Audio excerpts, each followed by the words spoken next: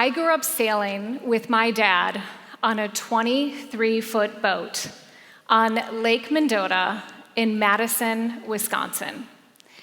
Every Saturday morning, we would get on that boat, and despite doing this hundreds of times before, my dad would ask me the same questions.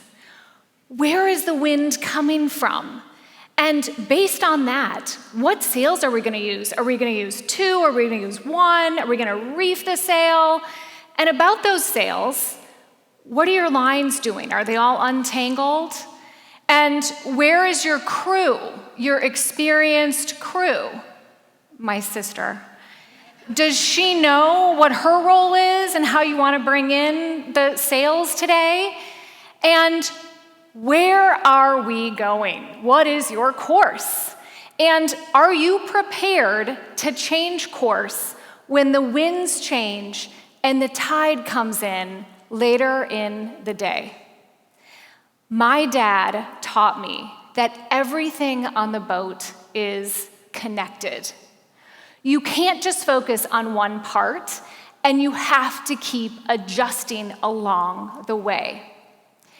He gave me a master class in systems thinking. And as I started my career, I realized that organizational culture, like sailing, is a system. You can't just focus on one part, and you have to keep evolving it along the way. Because culture is a set of interconnected actions and behaviors that happen across the organization. Culture is how we work with each other. I have a 25-year, 360-degree view of organizational culture from some of the fastest-growing top technology companies in the world. I have seen, as an employee and a leader, what works and what doesn't work when it comes to creating culture. And speaking of what doesn't work, I joined a fast-growing unicorn company in 2016. In hindsight, there were definitely some red flags. The co-founder interviewed me without any shoes or socks on and asked me when I was going to have children. Yes. I just took that as validation that they needed me even more. What I realized very quickly within a few weeks is that they defined organizational culture like so many other companies define it. Fully stocked refrigerators of beer, ping pong tables with people playing in the lobby, and having, thank God it's Monday, employee mandatory parties with tequila shots flowing on Monday evenings. Tuesday mornings were very quiet at the office.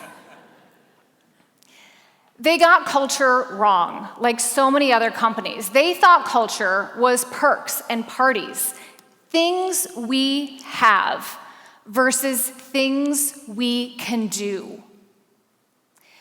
And I realized that culture is, in fact, a system. It's been around for so many years, and we keep getting it wrong. There's been thousands of research articles about the importance of culture and how healthy cultures are correlated with successful business outcomes. Just this last year, there was a study done, and they asked executives about culture, and they said almost 70% thought culture was even more important than strategy. So why do companies keep getting organizational culture wrong? They don't know how to do it. It takes a long time, and it's hard. Culture, as a concept, has been around for 70 years. A social scientist by the name of Dr. Elliot Jacques first coined the term culture when he was working in factories in 1951. And he said, culture just happens by default. It's based on employees' assumptions and beliefs. And while we have evolved the definition over these 70 years from the factory to our hybrid workplaces, it still hasn't been defined in a way that you can codify and operationalize culture in the way that we can design it together. So I wanted to define it in that way. I decided to create a playbook for modern culture, and I call it Reculturing. And it's made up of 3 steps. Define your values-based behaviors, integrate those behaviors into your processes, and then reinforce those behaviors in your practices.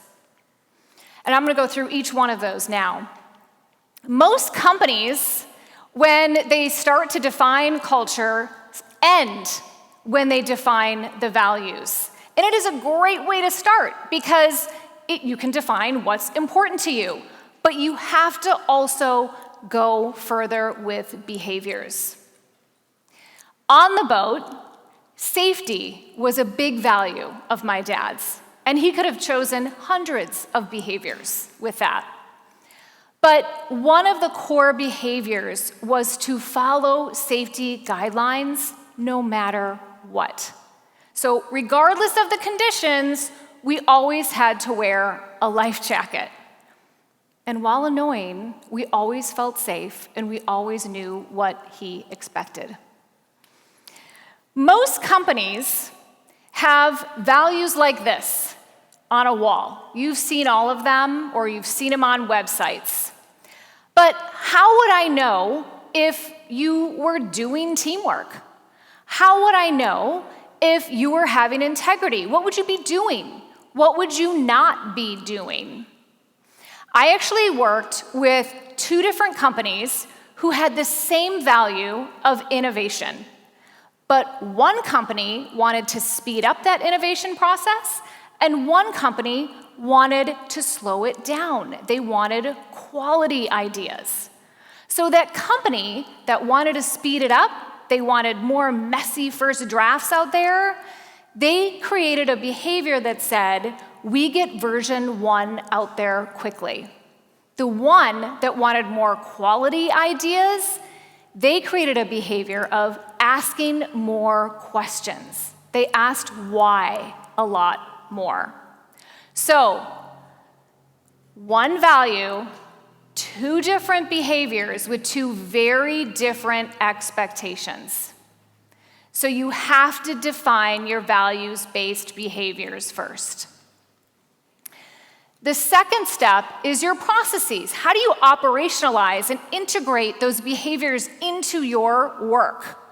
Processes are things like how we hire, how we onboard, how we develop, how we make decisions. On the boat, there was a process that we always did, and it was called the pre-sale checklist. Life jackets for everyone? Check. Flares that weren't expired? Check. And fuel? Check. Again, we were annoyed every single time, but we felt safe because we were following those safety guidelines. You take that same concept into the organization that wanted to speed up ideas, get to version 1 quickly through that behavior.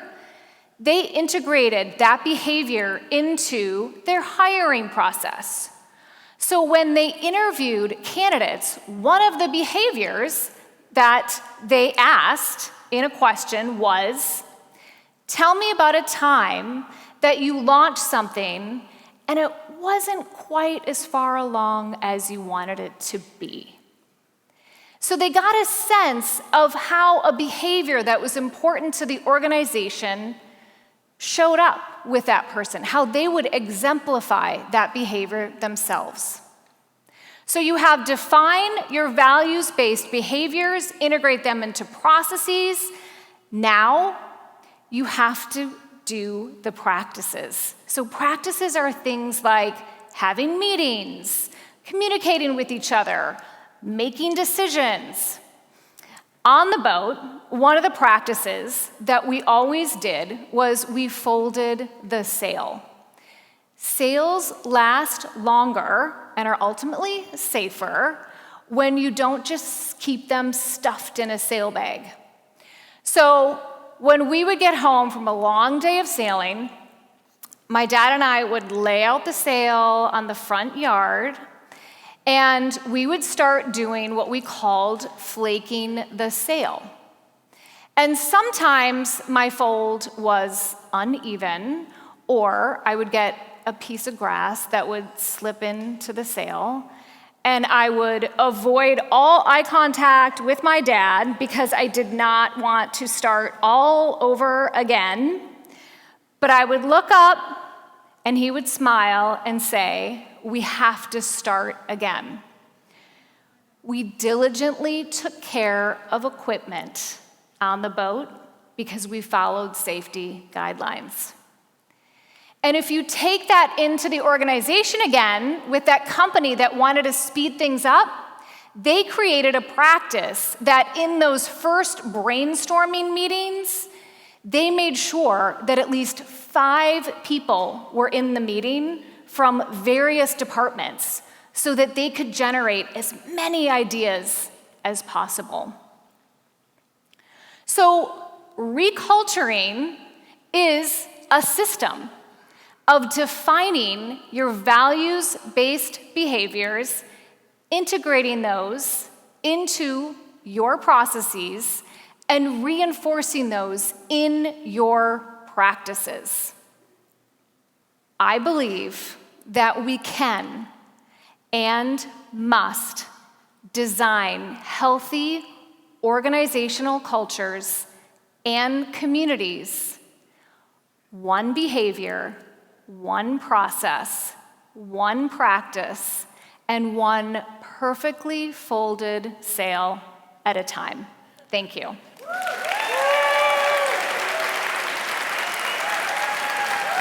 Thank you.